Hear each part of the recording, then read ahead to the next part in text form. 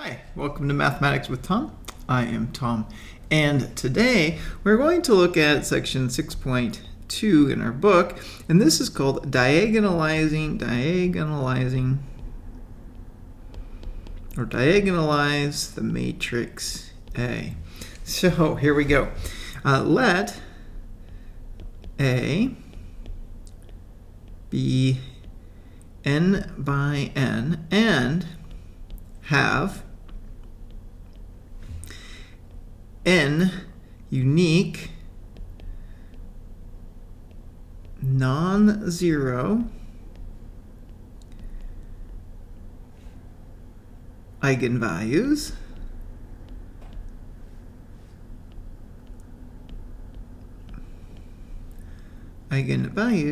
and n independent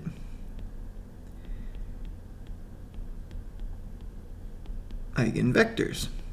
And we're going to come back to that in a bit. Eigenvectors. Okay, so then let's do this. Let X be the matrix of eigenvectors,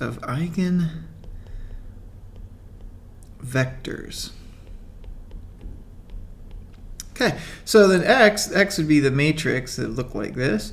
It would be eigenvector 1, 2, all the way out to xn. So for the sake of simplicity, we're just going to write this. We'll treat A as a 3 by 3 matrix. And let's see what happens if we multiply A times X.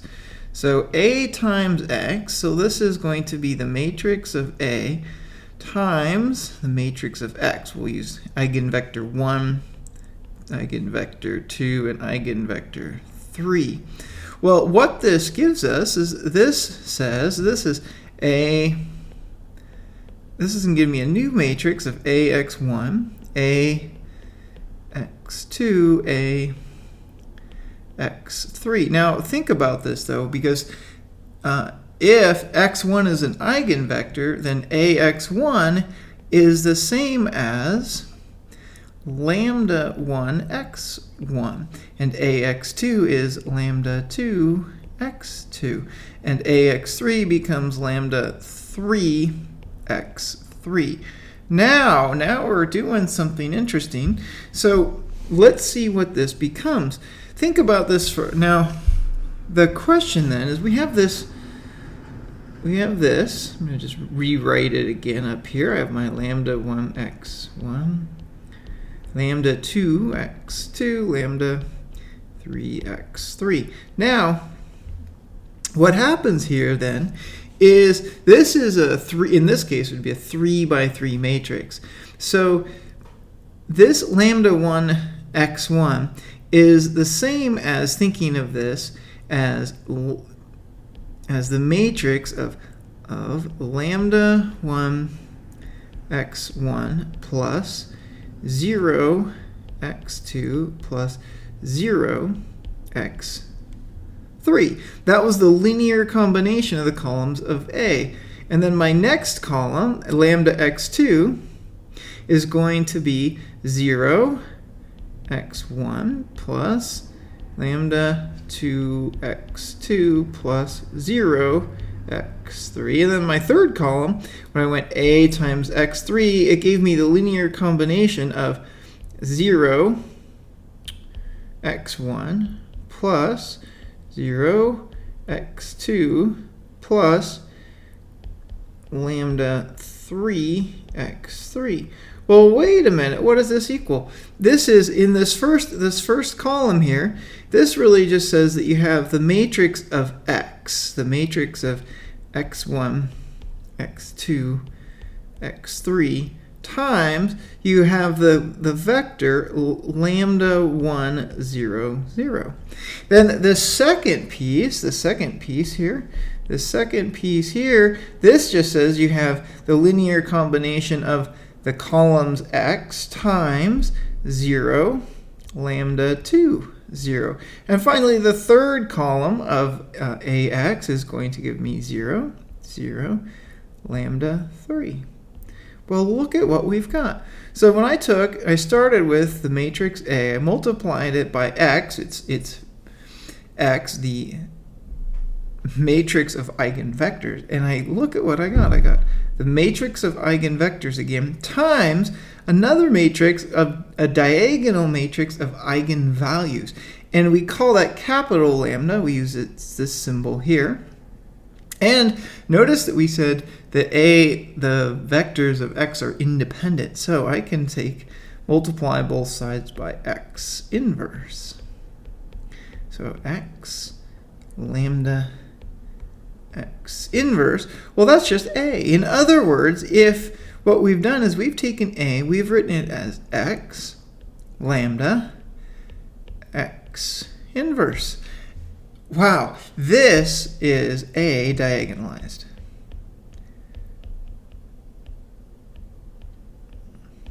A diagonalized. Now you might ask, well, why was that so handy? Well, think about this. If I asked you to take a and cube it, well, that could get rather complicated rather quickly. Especially maybe cubic you would venture to try on your own, but what if I asked you for the 10th? Or the 100th power of a? Well, look at what happens now. So we'll just write this out. A cubed is x lambda x inverse times, and the next a, well, that's a x lambda x inverse times the third a, that's x lambda x inverse. But look at this. Look at what I have in between all these. I have right here, we can use the associative property, and then what we see here is we have an x inverse x. Well, that's an I. And we have another x inverse x, and that's an I. And so our final result is very simply x, then I have a lambda times the lambda, that's lambda cubed, and then I'm left with this last piece, x inverse. So now, once you've diagonalized a, if you want to raise it to some power, all you have to do is just raise it to the matrix of eigenvalues to that power. Well, think about how easy that is. If I wanted to do that, if I wanted to take lambda cubed, well, what that becomes, it becomes lambda 1 cubed, lambda 2 cubed, and lambda 3 cubed. So it just creates a diagonal matrix, and it's easy to calculate that just because only the diagonal elements are cubed, the rest are zeros. Okay, now before we go use an example of this, I made a bit of a claim here, and let's look at that. I said let A be n by n and have n unique non-zero eigenvalues. This last piece, n independent eigenvectors, well, that's ideal, and what we want to do now is prove that. So let's do that now. Here we go. We're going to prove that. So suppose A has n. We're going to just do a 3 by 3 example to show you this. Has n unique. And remember, unique means they're all different. Unique, non-zero eigenvalues.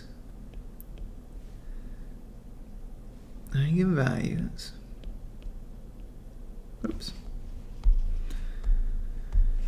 Eigenvalues show that the eigenvectors eigenvectors are independent, or linearly, you should say, linearly independent. Independent. Okay, let's do that. Let me sneeze. Oh, excuse me. Oh, excuse me again. All right. Well, what do we have? Okay, so to show that, so here's what we're going to do. So here's our proof. Is we're going to start with the equation c1x1 plus c2x2 plus c3x3 equals 0, where x1, x2, and x3 are my eigenvectors. And I should write that where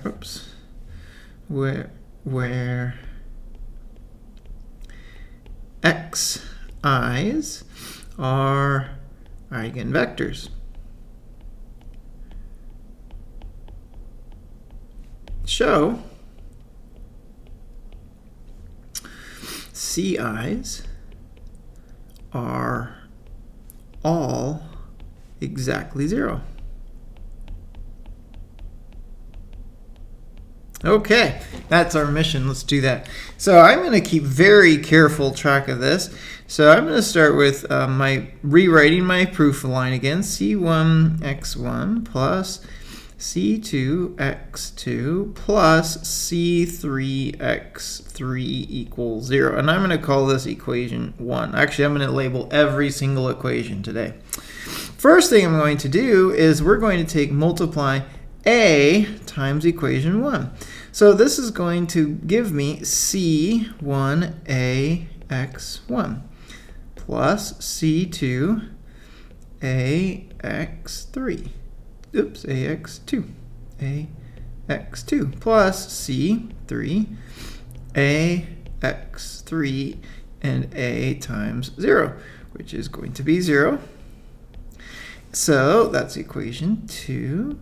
So then I'm going to come up here. Equation 3 then becomes, well, notice what ax1 is that's going to produce lambda 1 x1. So now I have equation 3 is going to look like this. It's going to be c1 lambda 1 x1 plus c2 lambda 2 x2. That's because a times x2, if x2 is an eigenvector, is the same as lambda 2 x2. And again, that repeats it for a times x3. We'll get c3 lambda 3 x3, and a times 0 is still 0. We'll call that equation 3. Now, let's see. Now we need to be a little bit more creative. Ooh. Let's do this. Let's multiply lambda 1 by equation 1.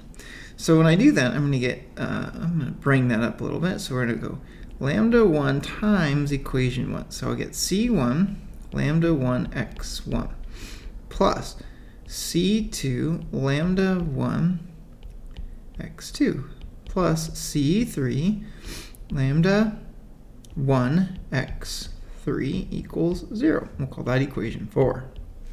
Now, let's take equation 3 and subtract equation 4. Well, notice that right off the bat, these first two terms, these are going to cancel. And notice that I have all these common factors. So I'm going to rewrite this as c2 times lambda 2 minus lambda 1 times x2 plus c3 times lambda 3 minus lambda 1 x3 equals 0, and that is equation 5. Okay? Oh, I have an idea. This is a little crazy, but let's try it. Let's take a and multiply it by 5. Now we're going to do it a little bit faster this time. Because we have a times x2, that's going to give me a lambda 2. So this becomes a c2 lambda 2 minus lambda 1 lambda 2 x2 plus c3 lambda 3 minus lambda 1 lambda 3 x3 equals, and then a times 0 we said is 0. That's equation 6. Now we're going to let's try this same idea where we multiply through and we try to cancel a term. So I want to cancel a term by multiplying lambda 2 times equation 5. So now I have c2 equation 5. So this is lambda 2 minus lambda 1 times lambda 2x2 plus c3 times lambda 3 minus lambda 1 times lambda 2 x3 equals 0. It's equation 7. Now let's take equation 6 and we'll subtract equation 7. Well, notice what happens. The first thing that happens is these first two terms, those are like terms, those will cancel. And so what am I left with? I'm left with this third term in both equations, and we can write it as a c3 times a lambda 3 minus lambda 1 times a lambda 2, lambda 3 minus lambda 2 times x3 equals 0. And that is equation 8. But look at what just happened. What just happened here? Well, we know that lambda 3 minus lambda 1 cannot equal 0 because those are unique. And it's also the same that lambda 3 minus lambda 2, that also cannot be 0. This is because lambdas are non-zero and unique.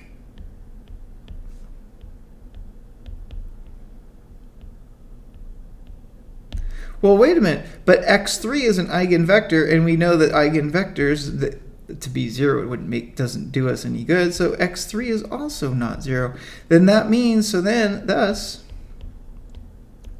c3 equals 0. Well, if c3 equals 0, and we go back up to equation 5, we use equation, is that what I want to do? Yeah, equation 5. Thus, c3 equals 0 by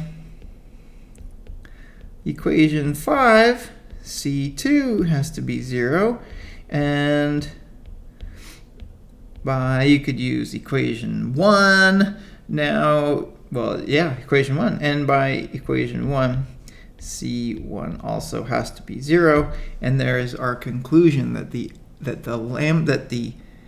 eigenvectors are linearly independent. And what's so wonderful about that is that's why we can have x inverse. If the eigenvectors are not independent, then x inverse does not exist. So we're going to stop there, and in our next video we'll take a look at some examples of how this works. I hope that helps, and thanks for watching.